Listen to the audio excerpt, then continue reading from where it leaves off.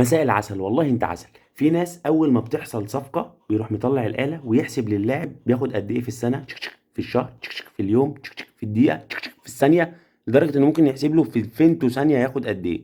طبعا دي عادة سيئة جدا، عايزين نبطلها. انا اخر حاجة هقولها، صفقة كريستيانو رونالدو للنصر السعودي متكلفة كام، ونبطل العادة دي تماما لانها سيئة جدا. مش عايزين نبص للناس في رزقها.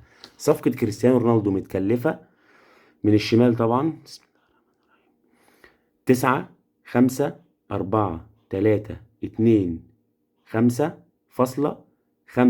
6 8 3 3 3 عشان بحب 3 4 2 5 6 3 8 4 12 5 7 2 4 1 75 قرش. دي قيمة انتقال صفقة كريستيانو بالجنيه المصري. اتمنى ان احنا نبطل العاده دي لانها سيئه جدا، عشان لو حصلت مع حد فينا محدش يقعد يطلع لنا الاله ويحسب لنا ويبص لنا والكلام ده كله. اتمنى يعني.